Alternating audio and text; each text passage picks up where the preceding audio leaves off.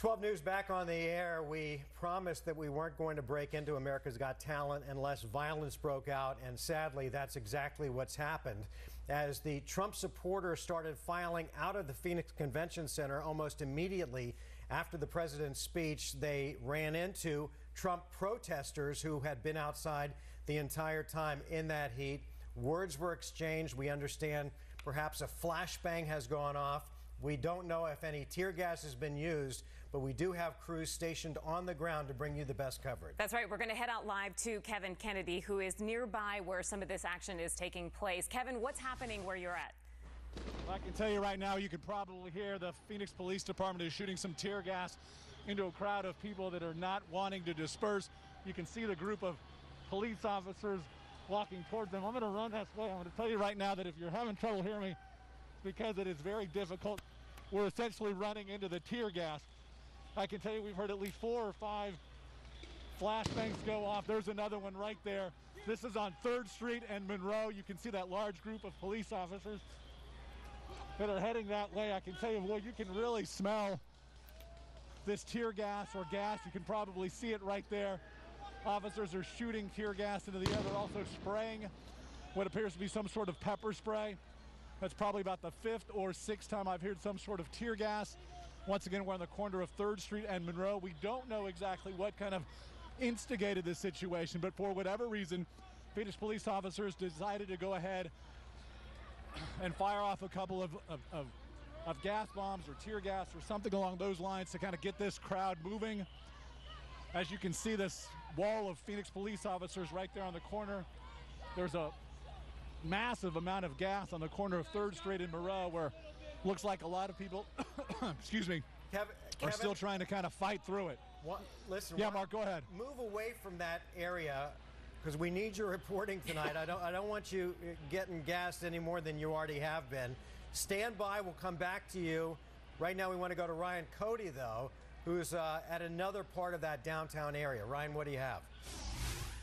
Yeah, we've definitely heard the flashbangs. I hear Kevin talk about some of the tear gas potentially, but that is down the way there, down 3rd Street from what we can tell from where I heard that sound just a few minutes ago, maybe 3 or 4 bangs, a loud noise that we heard. It's hard to tell exactly what it is. Here on the corner, it is tense. People are yelling. We're not seeing violence here at the moment, though. We are seeing the protesters who have been here for a while. They actually started to quiet down a little bit, like everybody else, kind of wondering what is going on when you hear some of those noises. It's a bit scary here as there's a lot of people, lots of police presence, and they're... Stand by for the shot. Corner, and people in this area kind of wondering what is going on down the way, but you saw Kevin Kennedy dealing with some issues down there. So for the moment, not dealing with the same issues on this corner. Again, we're on Washington and 3rd Street. For now, it's tense, it's loud, it's heated, but no violence where I'm standing right now. Happy to report. Hey, for now, let's go send it. Yes, yeah. Ryan, before we go back to Kevin Kennedy, I wanted to ask, where are you in relation to Kevin? Because where Kevin was at 3rd and Monroe, you could see the tear gas and you could see the flashbangs going off. Where are you in relation to where Kevin is?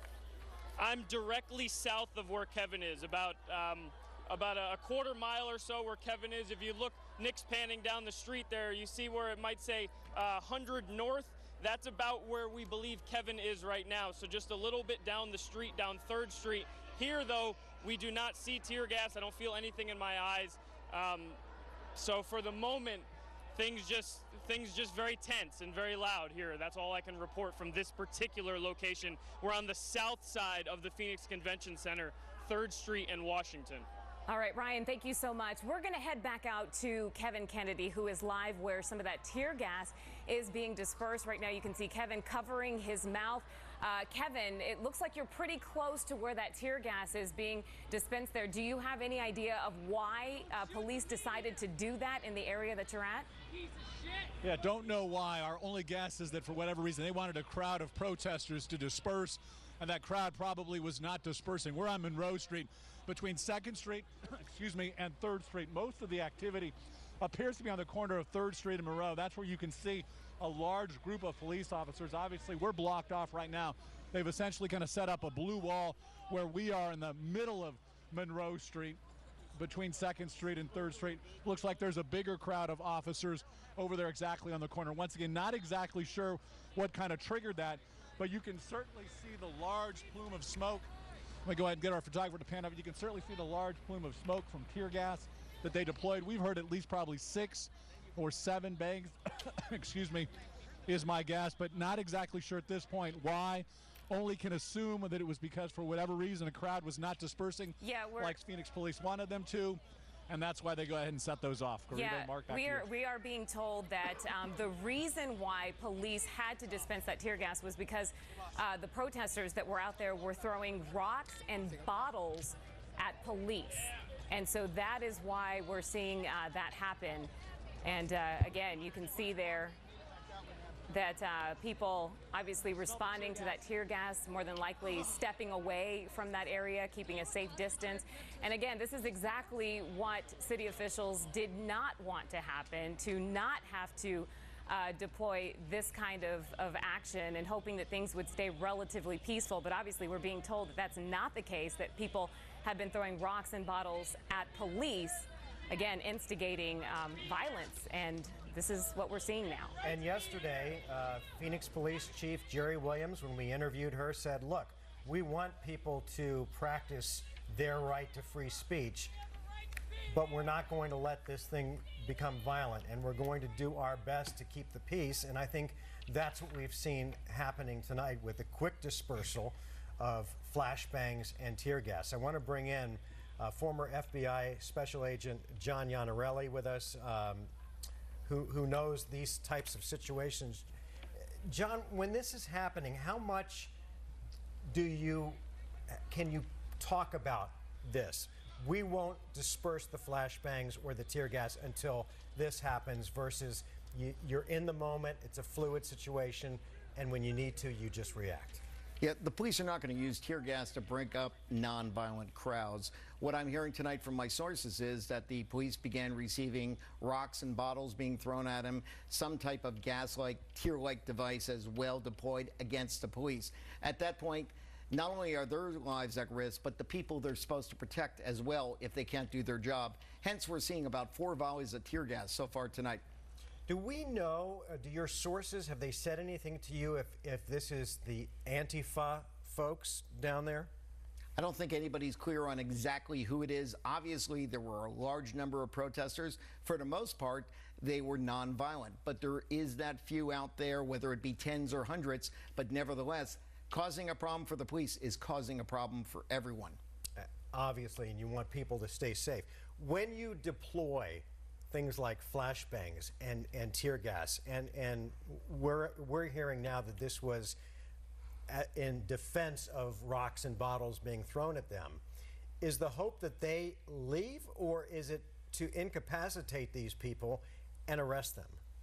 At this point, the hope is to incapacitate them and then they'll leave. Making arrests is secondary at this point. What's primary is protecting the honest protesters who are doing nothing wrong and everybody else in the area. Arrests can always come later. There's a lot of video out there tonight of anybody who's been behaving poorly. Right now, it's control the disruptive crowd to protect everyone else.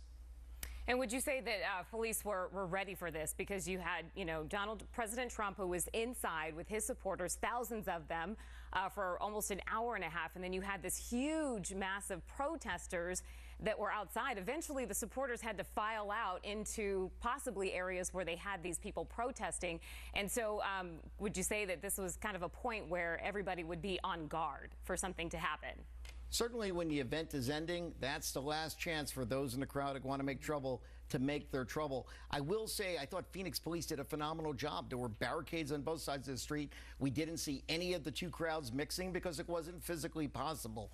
But despite that, you're going to have these bad people out there that undermine the message all the good people are trying to send. It's really a shame, because I thought that tonight was a great chance for Phoenix to set a great example, the kind of community we are and can be, and protest peacefully. Get your voice out there, practice your constitutional right for political discourse, but not have this start, not throw rocks and bottles at police. And it just takes really one person to set off kind of a chain reaction of events. And maybe not even one person from Phoenix. I think the citizens of Phoenix did a great job tonight. People were in support of Trump, were against Trump, and there was nonviolence. You get these few, and God knows where they come from. Right. They want to do this. That's fair. Yeah, maybe they weren't from Phoenix, but maybe they were. We just don't know at this point. And either way, they're undermining what they're trying to do. The only message people are going to remember is there's violence, not the peaceful protesting that took place. Right. Let me ask our producer, Casey, do we have Kevin Kennedy back and available? We're checking. Okay, yeah, we're being told that our studios are in very close proximity to the Phoenix Convention Center. We're really about 2 blocks away, and we're actually being told that we have some people in our lobby right now that are being treated from the tear gas that was dispersed there. You can see our reporter Kevin Kennedy having to mask his face. You can see people walking around there with masks on their faces. So again, obviously, folks there in the crowd being impacted by what is happening out there. It's no fun to get tear gassed. Have you been tear gassed? I was down in Tucson years ago when Arizona lost in the NCAA playoffs, and riots broke out down in Tucson, and it's no fun. Let's go back to Kevin Kennedy, who's right down there on the ground in the midst of it. Kevin? Are you guys gonna do it? Yeah, Mark, I don't have my photographer Phil with me right now, so I don't exactly know what we're seeing on TV. I've kind of made my way back a little bit away from the area where that tear gas was shot off around 3rd Street. We're now back on 2nd Street and Monroe. But boy, I tell you, you can really, there were times where I was walking back. It was tough to talk. We were kind of gagging a little bit, or what have you. I saw a lot of people that were dealing with that. It was getting in their eyes. Obviously, it was getting into their throat, into their nasal passages or whatever, so that a lot of people were having trouble actually just kind of breathing. A lot of people were covering up with T-shirts and things like that. Still don't know exactly why, but obviously you heard the expert talk about it. It must have been people kind of throwing or egging on police, and that's why they responded like they did. We'll talk about it to you guys in the studio. And Kevin, real fast, before we're going to go to Ryan Cody in just a second, but does it look like the crowd is dispersing? Boy, it's tough to tell, Mark. I would say that certainly for the most peak, it's probably at least, probably half, if maybe quarters have actually taken off. There's still a large group of people that are out here right now. You can't just get it out. I mean, you kind of have to choke it up. And that's what I did. I can't speak for Phil, but I kind of had to choke it up or what have you. It's much better now. I've been able to kind of get out of that initial kind of wave of tear gas that kind of hit us. So things are a little bit better right now. But boy, when that hits you, it really packs a punch. And as I said, a number of people I saw were overcome by it, literally kind of on the ground crying and tears watering and choking and gagging. It was very, very difficult to breathe and to see. Kevin, you mentioned that there's a crowd there of about maybe a few hundred people or so. Are you getting the sense that people are getting more excited as far as the protesters go, or are they maybe deciding to kind of break up and leave for the night? It certainly seems like there's a fringe element out here, and now they've kind of pointed their frustration, if you want to call it that, to police officers. And there is certainly an anger that is taking place right now, and it certainly seems to be directed at the police department. I don't obviously know exactly what did take place, what triggered this. We are speculating that water bottles or rocks or some things were being thrown at the police officers. We don't have that confirmed yet, but I can certainly tell you that the folks that are out here right now, certainly their anger seems to be directed at Phoenix police. And we can hear them chanting. Can you make out what it is that they're saying? I really can't. I can tell you they've said a number of things, but I can't specifically make out what they're saying right now, Kirby. I'm sorry. All right, Kevin, thanks. Let's go back to Ryan Cody, who's just opposite of where Kevin is, just south of where Kevin is. Ryan, any new developments? The only new thing that we're seeing here is I mentioned earlier that police are doing a great job of keeping each side of the street separated. Now, across the way, Nick, if you can pan over there, you see the Donald Trump flag and a lot of the Make America Great signs. Those people are in direct opposition to the protesters on this side. But again, it's just talk. It's a lot of banter back and forth. Police are keeping it separate. You can see the heavy, heavy presence of Phoenix police officers here, some of them wearing helmets and shields. And that's really the difference right now that I can say. I can't see where Kevin is. I can't see the shot that everyone at home was looking at, but I can say from here the only piece of tension is just from this corner to that corner, where there's just a lot being yelled back and forth. It's all talk at the moment, and obviously that's good news. All right, guys, don't go anywhere. Kevin, stay where you are. Ryan, stay where you are. I want to bring John Iannarelli back in. And John, we often hear the term holding the line when you have situations like this where protests turn violent. What exactly does that mean, and is that happening? What you're seeing here tonight in Phoenix is exactly what did not happen in Charlotte. You have the Phoenix police holding the line, physically manning the street, shoulder to shoulder, preventing the protesters from crossing. If you look at some of the video, engaging with each other. Exactly. But if you look at the video, you see a lot of protesters with gas masks on. These are the type of people that came prepared for trouble, actually looking forward to trouble. The average protester I saw out there tonight did not have a gas mask, certainly did not want to commit violence. Yeah,